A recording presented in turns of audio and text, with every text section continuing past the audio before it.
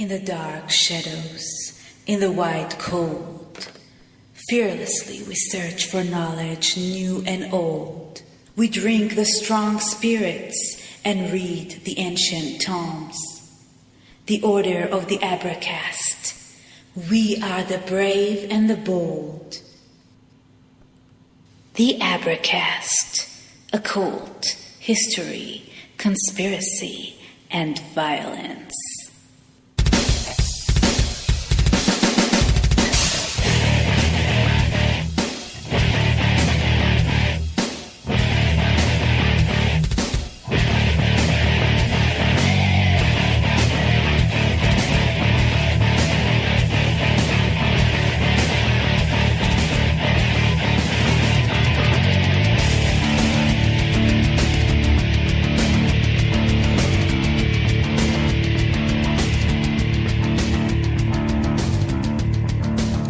Hey, welcome to the Abracast, everybody. I'm your host, John Towers.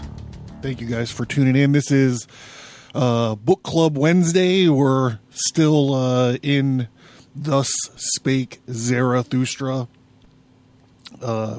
Fred Nietzsche, my buddy, I go barbecue at his house on the weekends. His magnum opus. So this whole thing kind of started as a lark, and I guess I really didn't realize how big of a project this was going to be. So this is part 11, not including the 3 lessons of episodes that we've done. So, before I get started, I would like to mention that the mailing list, if you sign into the Fulgore Correspondentia, the degree of the Fulgore Correspondentia, this month, we got a bunch of stuff. We got artwork from me of the Archangel Gabriel as she appears in, I don't know, like some of my comic books or whatever. And this was because she appeared in week 1's episode Abram in the Wicked Generations. But wait, that's not all. We also have an infographic on the events of. Next week we're getting into 1 or 2 or 3, episodes on putting 9/11 in context. And I spent a bunch of time, I put this infographic together about all these data points, these dates that are data points leading up to the events, of 9/11, starting in 1683 at the gates of Vienna and ending in 2001. At the World Trade Center. So it's interesting. It took me a lot of time to do it too. So I hope that you guys dig it. Another one that took me a lot of time is I did another infographic on Melchizedek. So Melchizedek showed up in Abraham in the Wicked Generations, which was the week 1, but he also kind of does this return business in the week 3 episode, which is, part of our Solomon series. It's Solomon, the swine, the skull, and sex. The swine, the skull, and the sex of Solomon. Melchizedek appears there, and I talk about him a little bit. So just to give folks, we haven't talked about this Genesis series in so long. And it's such a weird and complex story. I kind of wanted to have it just like in black and white. It's actually in like 3 different colors. But I did an infographic called The Melchizedek Theory. And I think it's fun, and that took me a little bit of time too. So sign into the Fulgore Correspondentia for those 3 items. Also, if you become a supporter on any level on Patreon or Subscribestar, you get all that stuff too. So, okay, let's get into this. This is part 11. We're getting into this speech Zarathustra is about to give is on those who are sublime. So if you're playing along at home, now is the time for you to summon your vessel of the art and mix up your favorite weapon of mass distraction. Me, like 98.9% of the time, I have my Jin Jihad mixed up in here. And, yeah, and this is, we raise our glass and we toast to the people that make this show possible, the Subscribe Star and Patreon supporters. Thank you very much, my friends.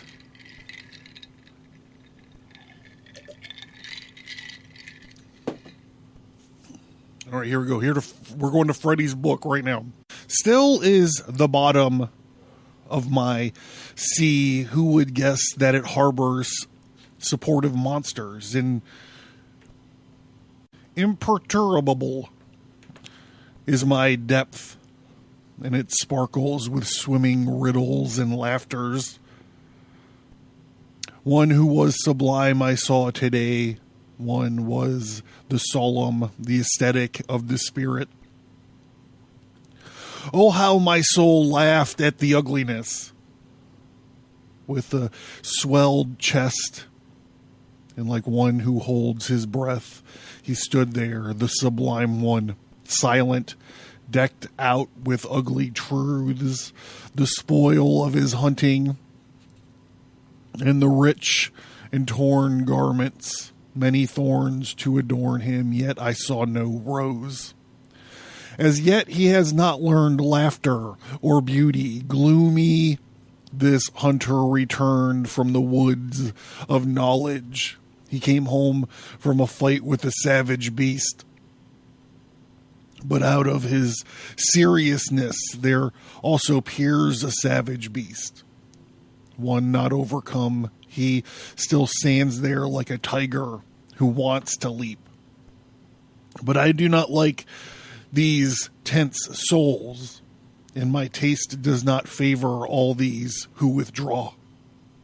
And you tell me, friends, that there is no disputing of taste and tasting, but all of life is a dispute over taste and tasting. Taste that is at the same time weight and scales and weigher, and woe unto all the living that would live without disputes over weight and scales and weighers.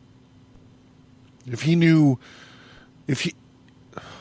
he grew tired of his sublimity, this sublime one, only then would his beauty commence, and only then will I taste him and find him tasteful. And only when he turns away from himself will he jump over his shadow and verify unto his son all too long has he been sitting in the shadow, and the cheeks of his aesthetic of the spirit have grown pale. He almost starved to death on his expectations. Contempt is still in his eyes, and nausea hides around his mouth. Though he is resting now, his rest has not yet lain in the sun, and he should act like a bull, and his happiness should smell of the earth and not of the contempt for the earth. I would like to see him as a white bull walking before the plowshare, snorting and bellowing, and his bellowing should be the praise of everything earthly. His face is still dark. The shadow of his hand plays upon him. His sense of sight is still in shadows. His deed itself still lies on him as a shadow.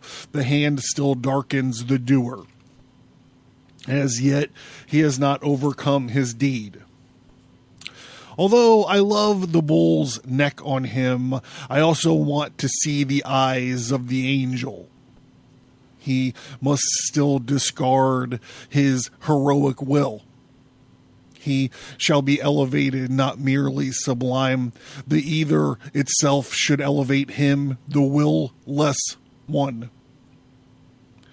He subdued monsters, solved riddles, and he must redeem his own monsters and riddles, changing them into these heavenly children.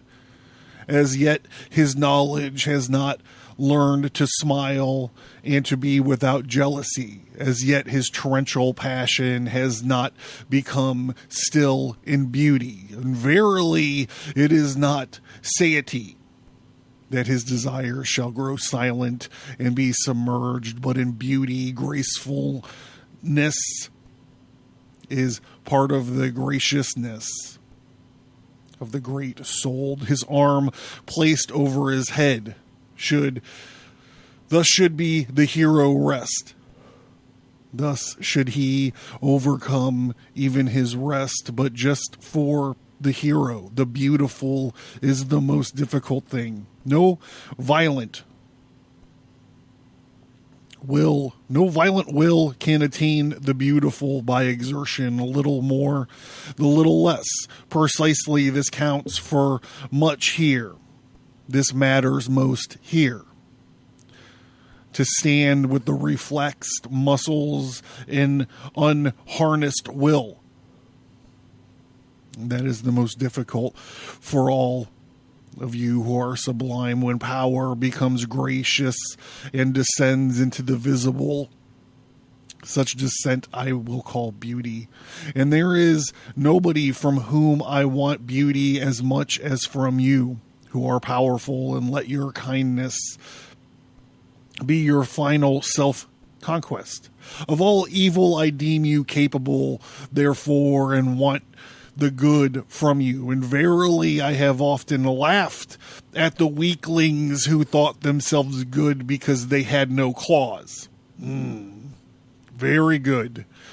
I need to asterisk this. I'm sorry to put the brakes on real quick. There's a Second Amendment argument if I ever seen one.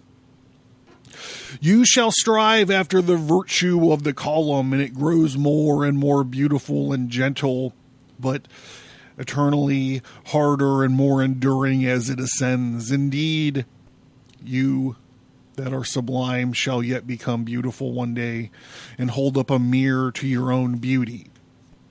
Then your soul will shudder with godlike desires, and there will be adoration even in your vanity. For this is the soul's secret. Only when the hero has abandoned her, she is approached in a dream by the over-hero. Thus spoke Zarathustra.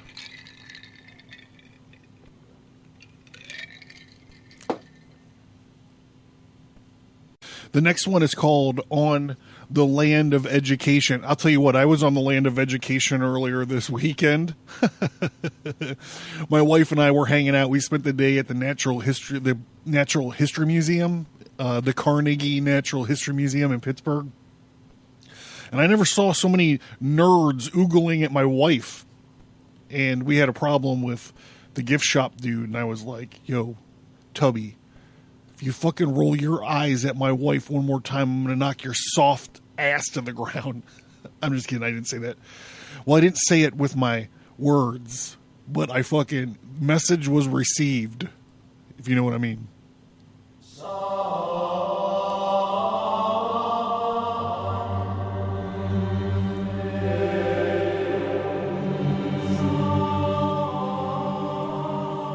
Message was fucking received.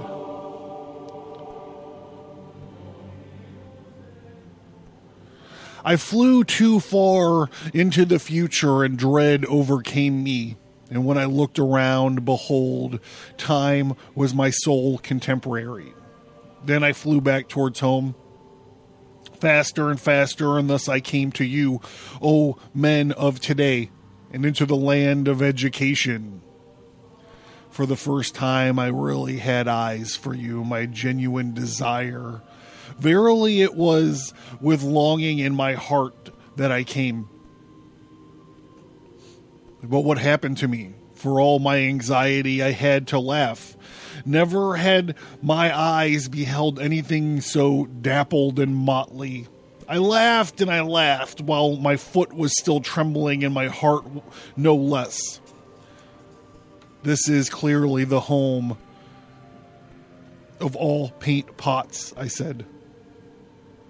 With 50 blotches painted on your faces and limbs, you were sitting there. And I was amazed, you men of today, with your 50 mirrors around you to flatter and echo your color display. Verily, you could wear no better marks, you men of today, than on your own faces. Who could possibly find you out with the characters of the past written all over you? And these characters in turn painted over with new characters. Thus have you concealed yourselves perfectly from all interpreters of characters. And even if one could try the reins, who would be fool enough to believe that you have reins? You seem baked out of colors and pasted notes, motley, all ages and people. Peek out of your veils, motley, all customs and faith speak out of your gestures.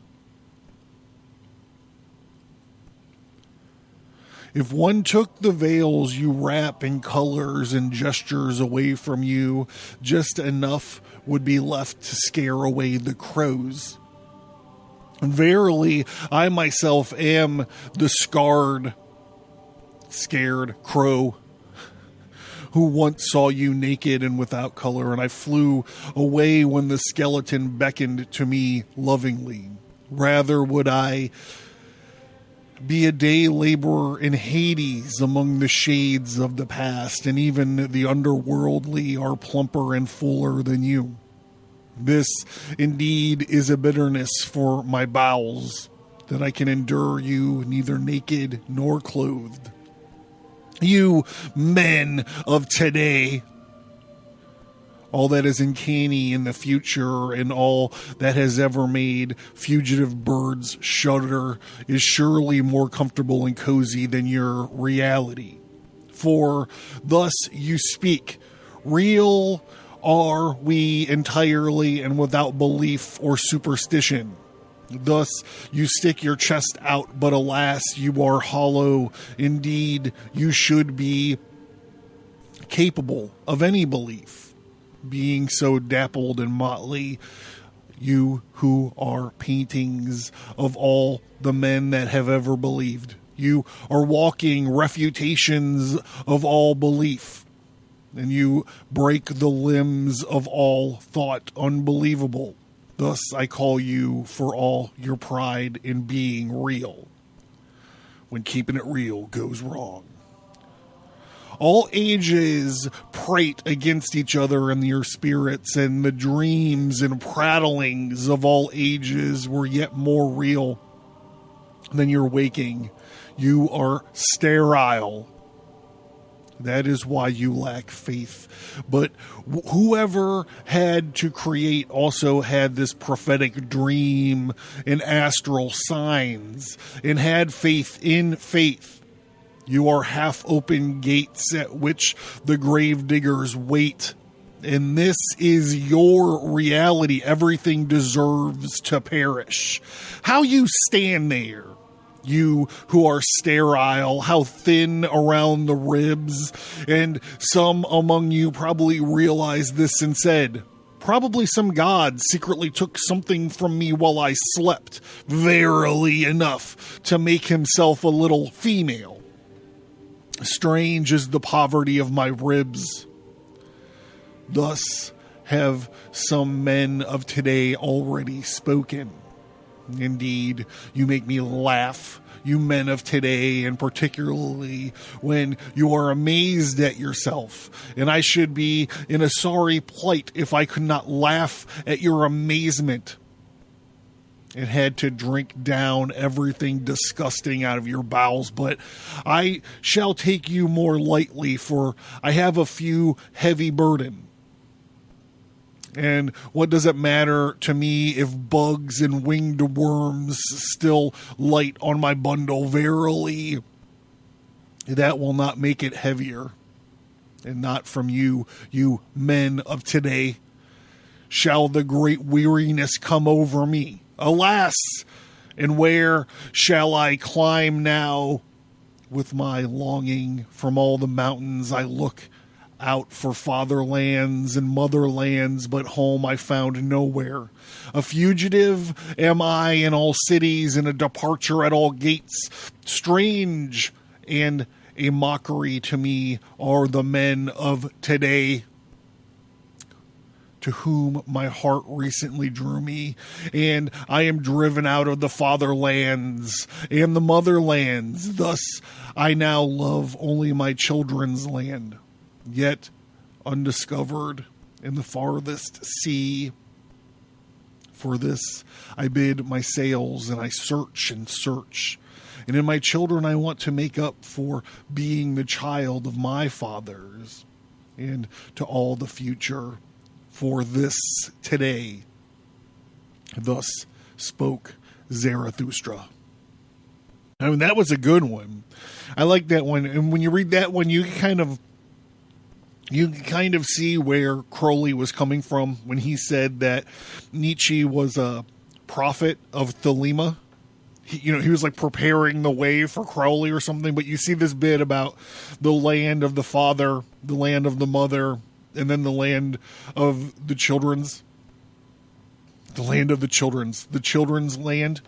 This is the same way that Crowley navigates through the aeons, from the father to the father,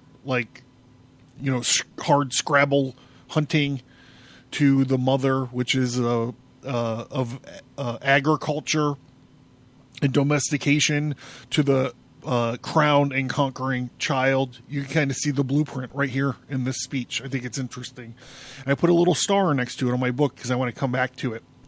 I can't wait to do the lessons for this one.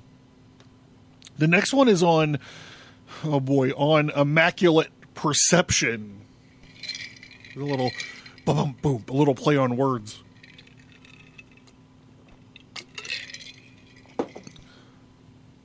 We'll do this one. We'll take a quick break. On Immaculate Perception. When the moon rose yesterday, I fancied that she wanted to give birth to a son. So broad and pregnant she lay on the horizon, but she lied to me with her pregnancy. And I should sooner believe in the man in the moon than in the woman indeed. He is not much of a man either, the shy, nocturnal enthusiast. Verily, with a bad conscience, he passes over the roofs, for he is lecherous and jealous. The monk in the moon, lecherous after the earth, and all the joys of lovers. No, I do not like him, this tomcat of the roof. I loathe all that crawl about half-closed windows piously and silently as he passes over carpets of stars, but I do not like softly treading men's feet on which no spur jingles. The step of everything honest speaks, but the cat stealths over the ground. Behold, like a cat the moon comes along dishonestly. The parable I offer you, sentimental hypocrites, you who are pure perceivers, I call you lechers. You too love the earth and the earthly, and I have seen through you, but there is shame in your love and bad conscience. You who are like the moon, your spirits who have been persuaded to despise the earthly, but your entrails have not been persuaded, and then they are what is strongest in you. And now your spirit is ashamed in having given in your entrails, and to hide from its shame it sneaks on furtive and lying paths. You should be the highest to my mind. Thus says your lying spirit to itself, to look at life without desire and not like a dog, with my tongue hanging out to be happy in looking, with a will that has died and without the grasping and the greed of selfishness, the whole body cold and ashen, but with drunken moon eyes. This I should like the best. This, the secluded seduces himself, and to love the earth as the moon loves her, and to touch her beauty only with my eyes, and this is what the immaculate perception of all things shall mean to me. But I want nothing from them except to be allowed to lie prostrate before them like a mirror with 100 eyes. Oh, you sentimental hypocrites, you lechers! You lack the innocence of your desire, and therefore you slander all desire. Verily, it is not as creators, protectors, and those who have joy in becoming that you love the earth. Where is innocence? Where there is a will to procreate, and he who wants to create beyond himself has the purest will.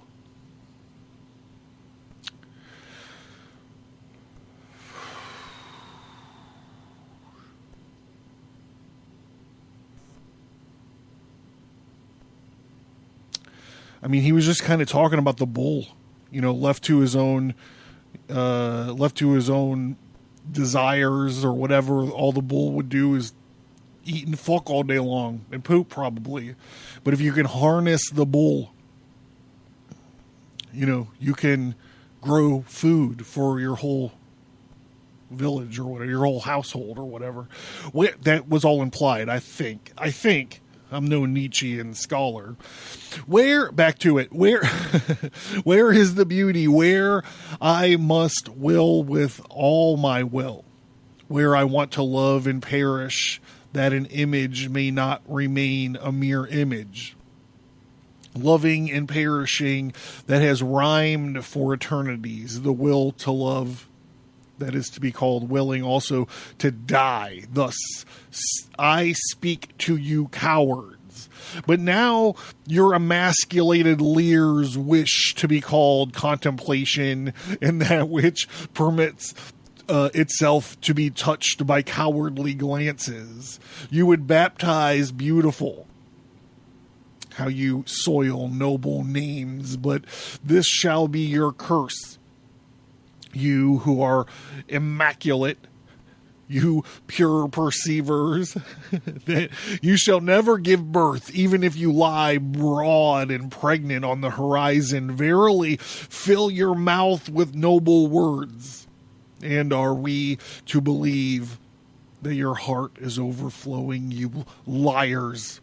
But my words are small, despised, crooked words. Gladly I pick up what falls under your table at your meals, and I can still use it to tell hypocrites the truth. Indeed, my fish bones, clamshells, and thorny leaves shall tickle the noses of hypocrites. Bad air always surrounds you and your meals.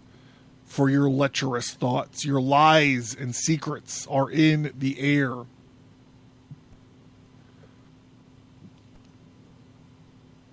Would you that you dared to believe yourselves in your entrails? Whoever does not believe himself always lies. Behind a god's mask you hide from yourselves and your purity. Your revolting worm has crawled into God's mask. Therefore, verily, you deceive with your own contemplation. Zarathustra was once fooled by your godlike skin. He did not realize that they were stuffed with snake's coils, and I once fancied that I saw a god's soul at play in your play, your pure perceivers. No better art I once fancied than your arts. Snakes, filth, and bad odors were concealed from me by a distance, and that cunning of a lizard was crawled around leprosy. But I came close to you, and the day dawned on me, and now it dawns on you too. The moon's love has come to an end. Look there, caught and pale, he stands there confronted by the dawn, for already she approaches glowing. Her love for the earth approaches, all solar love is innocence and creative longing. Look there, how she approaches impatiently over the sea. Do you not feel the thirst and the hot breath of her love? She would suck at the sea and drink its depths into her heights, and the sea's desires rides towards her with 1,000 breasts. She wants to be kissed and sucked by the thirst of the sun. She wants to become air and height and a footpath of light and itself light, verily like the sun. I love life and all deep seas, and this is what perceptive knowledge means to me. All that is deep shall rise up to my heights. Thus spoke Zarathustra.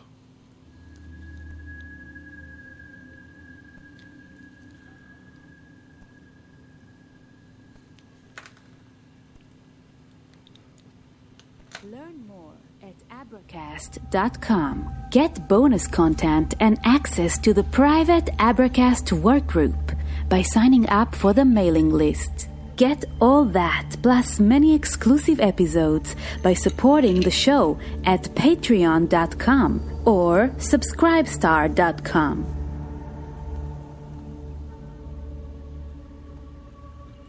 On this month's exclusive Order of the Fellowcraft episode. Towards Mount Rainier, he saw 9 gleaming discs outlined against the snow, each one about the size of a C-54. Is it a function of false reporting? Is it a function of media incompetence or straight up misinformation? From my point of view, every, quote, flying saucer, unquote, story from this point on is at least a suspect for some sort of corruption.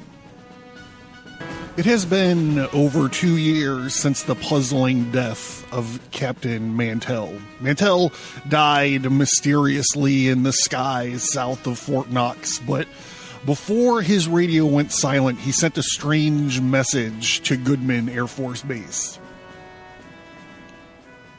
Support the show at patreon.com or subscribestar.com.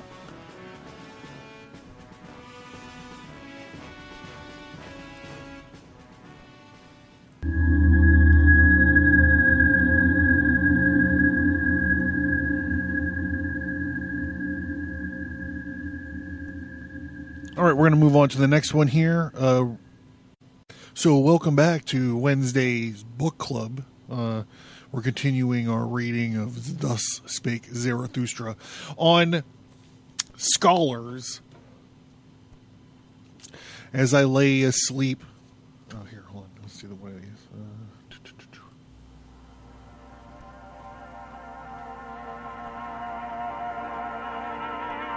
As I lay asleep,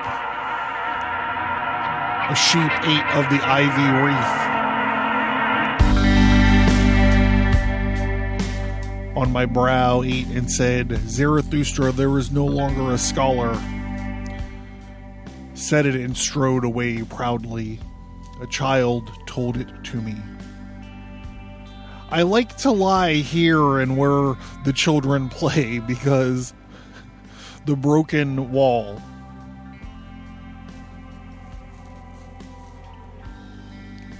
Among thistles and red poppies, I am still a scholar to the children, and also to the thistles and the red poppies. They are innocent even in their malice, but to the sheep I am no longer a scholar, thus my lot decreases it. Bless it! And this is the truth. I have moved from my house of the scholars, and I have banged on the door behind me, my soul set, hungry at their table too long. I am not like them, trained to pursue knowledge as if it were nut cracking. I love freedom and the air over the fresh earth, and I would I sleep on an ox hide than on their decorums and respectabilities. I am too hot and burned by my own thoughts. Often it nearly takes my breath away. Then I must go out into the open and away from all the dusty rooms. But they sit cool in the cool shade, and everything they want to be mere spectators, and they beware of sitting where the sun burns on the steps. Like those who stand in the streets and gape at people who pass by, they too wait and gape at thoughts that the others have thought. If you seize them with your hands, they raise a cloud of dust like flour bags. Unfortunately, but who could guess that their dust comes from a grain and from a yellow delight of summer fields when they pose as wise, their little epigrams and truths chill me. Their wisdom often has an odor as if it came out of the swamps, and verily I have also heard frogs croak out of it. They are skillful and have clever fingers. Why would my simplicity want to be near their multiplicity? All threading and knotting and weaving their fingers understand. Thus they knit the socks of the spirit. They are good clockwork, so they take care to wind them correctly. Then they indicate the hour without fail and make a modest noise, and they work like mills and like stamps and throw down on your seed corn to them, and they will know how to grind it small and reduce it to white dust. They watch others closely and mistrustfully, inventive in petty cleverness. They wait for those whose knowledge walks on lame feet. Like spiders, they wait. And I have always seen them carefully preparing poison. And they always put on gloves of glass to do it, and also know how to play with loaded dice, and I've seen them play so eagerly that they sweated. We are alien to each other, and their virtues are even more distasteful to me, their falseness and their loaded dice. And when I lived with them, I lived above them. And that is why they developed a grudge against me. They did not want to hear how someone was living over their heads. And also they put wood and earth and filth between me and their heads, and they muffled the sounds of my steps. So far I have been heard least well by the most scholarly. Between themselves and me they laid all human faults and weaknesses. False ceilings, they called them in their houses, and yet I live over their heads with my thoughts. And even if I wanted to walk upon their own mistakes, I would still be over their heads. For men are not equal, thus speaks justice. And what I want, they would have no right to want. Thus spake Zarathustra. All right. On to the next one. This one, he's going to be talking about poets.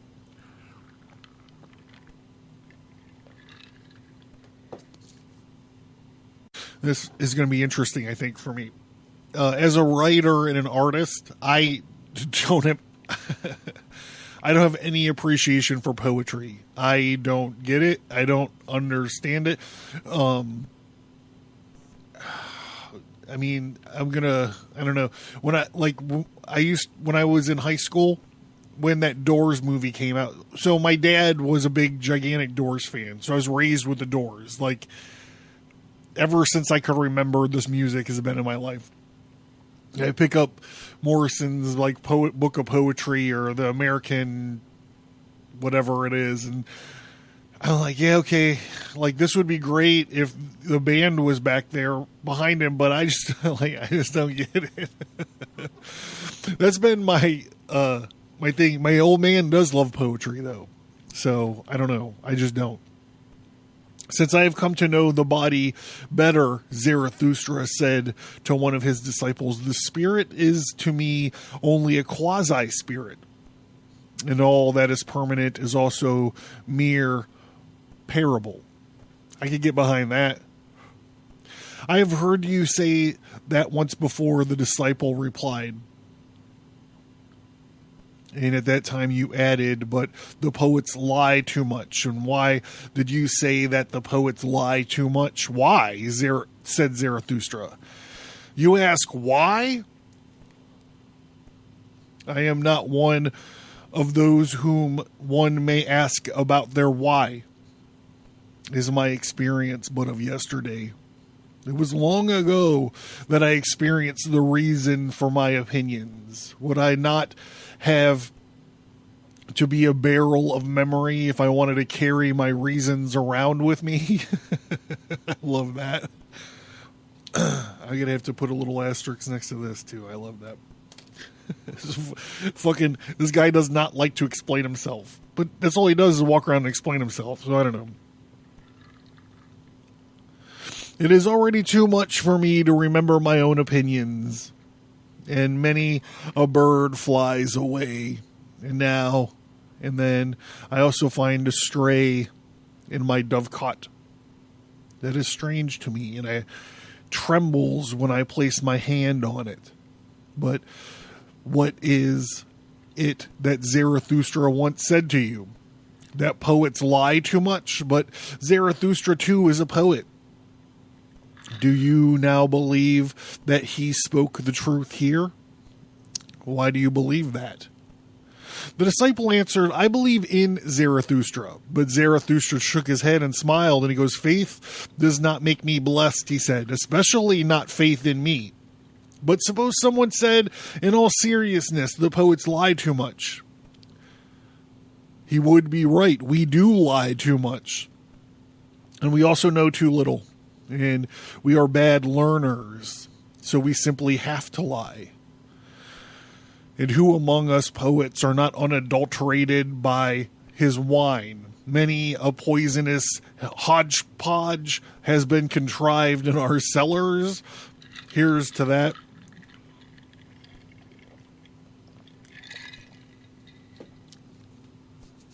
I understand that he's talking metaphorically, but I needed a drink anyways. Much that is indescribable was accomplished there. And because we know so little, the poor in spirit please us heartily, particularly when they are young females. And we are courteous even of those things in which the old females tell each other in the evenings. That is what we ourselves call the eternal feminine in us. And as if they were a special secret access to knowledge buried for those who learn something we believe in the purpose of their wisdom. This, however, all poets believe, that whoever pricks up his ears as he lies in the grass or on the lonely slopes will find out something about those things that are between the heaven and the earth. And we feel tender sentiments stirring the poets always fancy that nature herself is in love with them, and that she is creeping to their ears to tell them secrets and amorous flatteries. And of this they brag and boast before all mortals. Alas, there are so many things between heaven and earth, of which only the poets have dreamed, and especially above the heavens. For all gods are poets, parables, poets, prevarications, verily. It always lifts us higher, specifically to the realm of the clouds. Upon these we place are motley bastards and call them gods and overmen, for they are just light enough for these chairs, all the gods and overmen. Ah, how wary I am of all the imperfection which must at all cost become event. Ah, how wary I am of poets. When Zarathustra spoke thus, his disciple was angry with him. But he remained silent, and Zarathustra too remained silent, and his eyes had turned inwards, as if he were gazing into a vast distance. At last he sighed and drew a deep breath. I am of today and before, he said. Then there is something in me that is of tomorrow, and the day after tomorrow, and the time to come. I have grown weary of the poets and the old and the new. Superficially, they all seem to me in shallow seas, and thoughts have not penetrated deeply enough. Therefore, their feelings did not touch bottom. Some lust and some boredom. That has so far been their best reflection. All their harp jingling is to me is the breathing and flitting of ghosts. What have they ever known of the fervor of tones? Nor are they clean enough for me. They are muddy, their waters, to make them appear deep.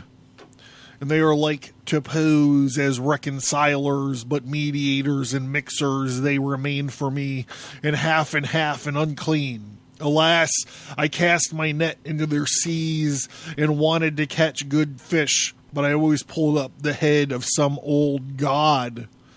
Thus the sea gave him who was hungry a stone. And they themselves may well have come from the sea. Certainly pearls are found in them. They are that much more similar to that hard shellfish instead of a soul. I've often found salted slime in them. From the sea, they learned even its vanity is not the sea. The peacock of peacocks, even before the ugliest buffalo, is still spread out its tail and never wearies of its lace fan of silver and silk. Sulky the buffalo stares back, close the sand in his soul, closer still the thicket, closest of all the swamp. What are beauty and sea and peacock finery to him? This parable I offer to the poets. Verily, their spirit itself is the peacock of peacocks and the sea of vanity. Their spirit of the poet craves spectators, even if only buffaloes. But I've grown weary of this spirit, and I foresee that I will grow weary of itself. I have already seen the poet changed, with their glances turned back on themselves, and I saw the aesthetics of the spirits approach, and they grew out of the poets. Thus spake Zarathustra.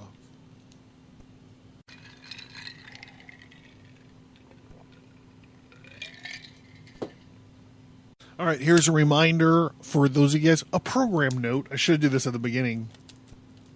For those of you guys who just listened to the book club Wednesday, Thus Spake Zarathustra, we are not doing it next week. We have a 3-part episode that's going to drop on Sunday, Wednesday, and Friday next week, and it's all about putting 9/11 in context. So just hang tight and come back the next Wednesday, 2 Wednesdays from now. And we'll pick Zarathustra up from there. Besides that, I'm John. This has been the Abercast. Hey, if you remember, if you want access to the Melchizedek theory, putting 9/11 in context, or you want to see some scanned in Gabriel art, sign into the mailing list, or what we are calling the degree of the Fulgor Correspondentia. If you would like that and more stuff, like, I don't know, bookmarks, drawings, temporary tattoos, vessels of the art. Check out and consider supporting the show on Patreon or Subscribestar. I'm John Towers, and this is the Ambercast, and here we go.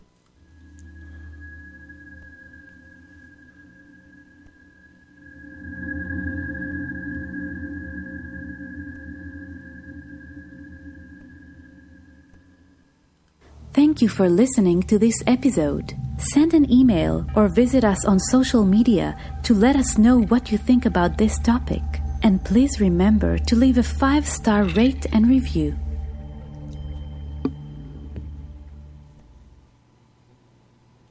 On this month's exclusive Order of the Fellowcraft episode.